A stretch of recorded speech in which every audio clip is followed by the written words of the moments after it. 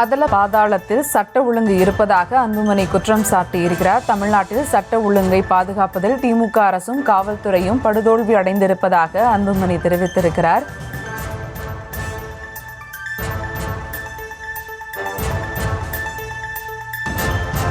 கடலூர் மாவட்டத்தில் தொடங்கி தென்காசி, தூத்துக்குடி மாவட்டங்கள் வரை 8 பேர் கொலை செய்யப்பட்டிருப்பதாகவும் அன்புமணி குற்றம் சாட்டியிருக்கிறார். கூடுதல் விவரங்களோடு இணைகிறார் செய்தியாளர் பாரி கார்த்திக். வணக்கம் பாரி கார்த்திக், விவரங்கள்.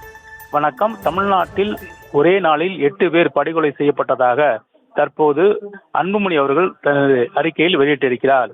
அதாவது மாய உலகில் வாழாமல் மக்களுக்கு பாதுகாப்பு வழங்க வேண்டும் என்றும் அவர் கோரிக்கை வைத்திருக்கிறார். தமிழ்நாட்டில் கடலூர் மாவட்டத்தில் தொடங்கி தென்காசி, தூத்துக்குடி மாவட்டங்கள் வரை ஒரே நாளில் 8 பேர் கொடூரமான முறையில் படுகொலை செய்யப்பட்டதாகவும், எனவே இந்த படுகொலைக்கு மதுதான் காரணமாக இருக்கிறது என்றும் அவர் தெரிவித்திருக்கிறார்.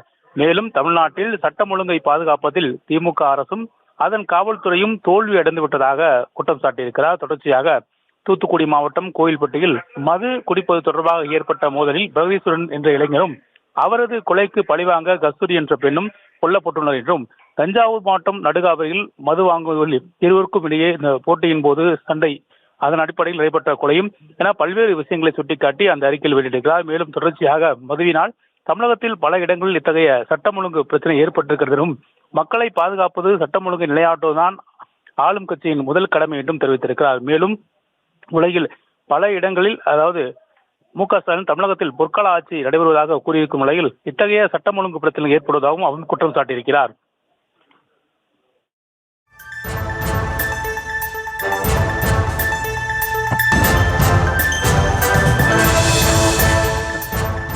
கூடுதல் விவரங்களுக்கு நன்றி பாரி கார்த்திக்.